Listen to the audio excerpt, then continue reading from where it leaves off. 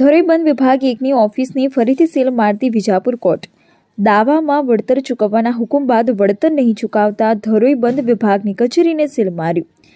વિજાપુરના માલોસણ ગામના ખેડૂતે પોતાના ખેતરમાં ધોરઈ પાણીની કેનાલ નાખી તેનો કોઈ ઉપયોગ ન કરીને વર્ષ 2008થી આજ દિન સુધીમાં ધોરઈ વન વિભાગ તરફથી 16 વર્ષ થવા આવ્યા, પરંતુ હજુ સુધી ધોરઈ કેનાલ વિભાગ તરફથી કોઈ વળતર ચૂકવી નહીં આપતા ખેડૂત કાંતિભાઈ પ્રભુદાસ પટેલ દ્વારા કોર્ટમાં વળતર લેવા દાવો કર્યો હતો, જેનો કોર્ટે ખેડૂત કાંતિભાઈ પ્રભુદાસ પટેલને વળતર ચૂકવી આપવા હુકમ કર્યો હતો।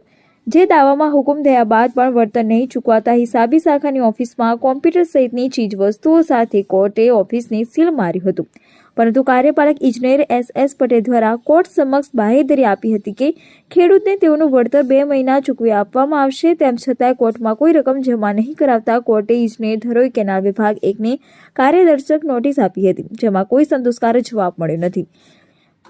કોર્ટ ફરીથી ધોરઈ વિભાગ 1ની ઓફિસને સીલ મારી જ્યાં સુધી ખેડૂત પટેલ કાંતિભાઈ પ્રભુદાસ એમના વળતરના નાણાં ના ચૂકવાય ત્યાં સુધી ઓફિસને સીલ મારી કોઈએ ખોલવું નહીં। જો સીલ ખોલવામાં આવશે કસૂરદાર બનશે, તેની સામે શિક્ષાત્મક પગલાં ભરવામાં આવશે। ફરીથી ધોરઈ વિભાગ 1ની કચેરીના મારે સીલના પગલે ધોરઈ વિભાગ 1ની કચેરી ચર્ચાઓમાં આવી છે।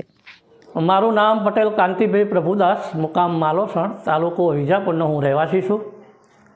કેટલા વીઘા તમારી જમીન ગઈ છે ધરોઈ ડેમમાં અને કેટલા રૂપિયાનું વળતર આપનું બાકી છે? હવે સર, અમારી જમીન અડધા વીઘા ઉપર જઈ છે અને એને 15થી 16 વર્ષ થઈ ગયા નજર ગોદી, અને આજની તારીખે મેં ગોદેલી જ પડી રહેલી છે।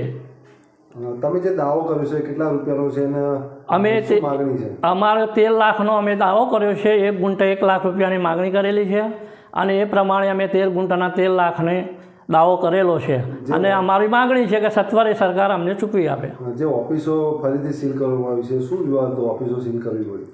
ઓફિસો સર એટલા માટે સીલ કરવી પડી કે વારંવાર રજૂઆત કરવા છતાં કોર્ટમાં આવીને કોર્ટ સમક્ષ લેખિત બાહેધરી આપવા છતાં પણ કોર્ટ ઓફ કન્ટેમ્પ્ટ થયેલું છે અને અધિકારીની બેકાળજીના કારણે આ થયેલું છે। એટલે અમારે ફરીથી નામદાર કોર્ટમાં રજૂઆત કરવી પડી અને નામદાર કોર્ટે ફરીથી એમને રૂબરૂ બોલાવ્યા, ખુલાસો કર્યો, ફરીથી અમને લેખિત બાહેધરી આપી, ચેકબુકો અમારી અંદર છે એટલે અમને કાઢવા આપો એવી વાત કરી। એટલે ફરીથી કોર્ટના હુકમ પ્રમાણે અમે 4 પૈકી 2 ઓફિસો અમે ખોલી આવેલા।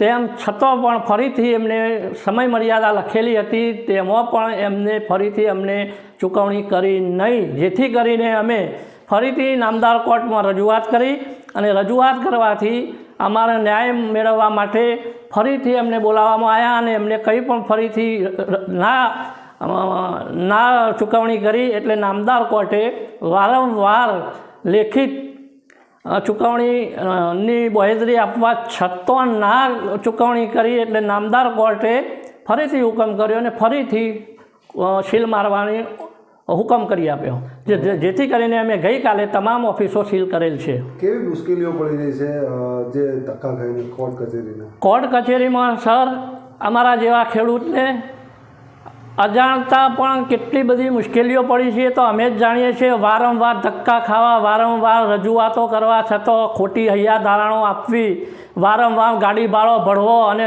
વારંવાર જઈ અને ધક્કો ખાવા, હેરાનગતિ તો અમને પૂરેપૂરી થઈ જ છે। તેમ છતાં અમે અપેક્ષા અને અમને પૂરી વિશ્વાસ છે કે નામદાર કોર્ટ અમને સારામાં સારો નિર્ણય આપશે અને અમારી ઈચ્છાઓને બળ આપશે।